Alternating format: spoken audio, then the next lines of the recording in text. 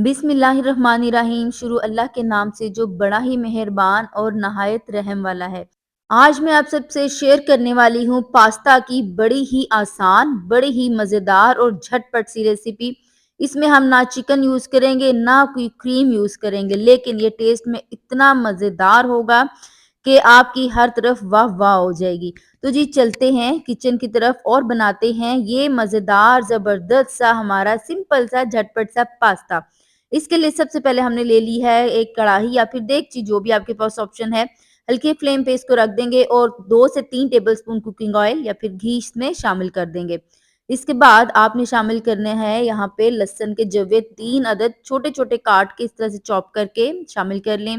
Light से golden हो, हल्के से गोल्डन, तो आपने यहाँ पे बंद गोभी 3 टेबलस्पून और गाजर आधा कप शामिल कर देनी है। गाजर आप देखें इस तरह से कटी हुई है और आपने बहुत ज़्यादा इसको नहीं पकाना, 30 सेकंड्स के लिए जस्ट इसको सौते करना है, ताकि ये बिल्कुल गल नहीं जाए, वरना इसका टेस्ट बिल्कुल चेंज हो जाता है।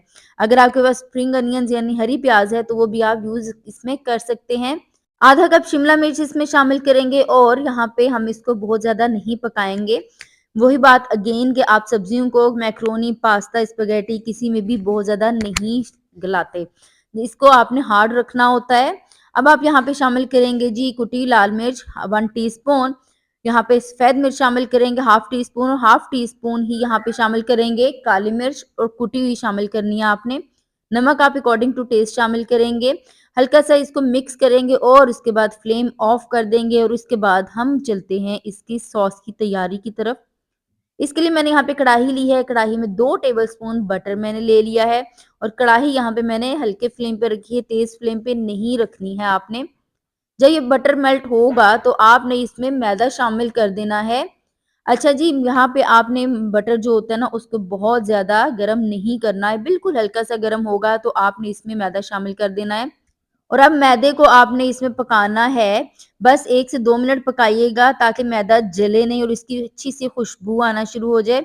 यहाँ पे हम बॉइल्ड मिल्क विथ क्रीम यानी कि फुल क्रीम मिल्क शामिल कर रहे हैं 1.5 कप। आपने एकदम से सारा नहीं यहाँ पे मिक्स करना, क्योंकि इसमें लम्प्स बन जाएँगे, फिर उनको हैंडल करना आपके लिए थोड़ा मुश्किल हो जाएगा। आपने यहाँ पे इसको अच्छी तरह से बीट कर के मिल्क ऐड करना है, ताकि यहाँ पे लम्प्स बिल्कुल भी नहीं बने। लम्प्स आपने बिल्कुल नहीं बनने देने, उसके लिए होता है आप कंटिन्यूअली इसको बीट करते रहें। काली मिर्च पाउडर या फिर कुटी हुई काली मिर्च हाफ टी स्पून, सफ़ेद मिर्च पाउडर या फिर कुटी हुई सफ़ेद मिर्च हाफ टी स्पून शामिल करेंगे।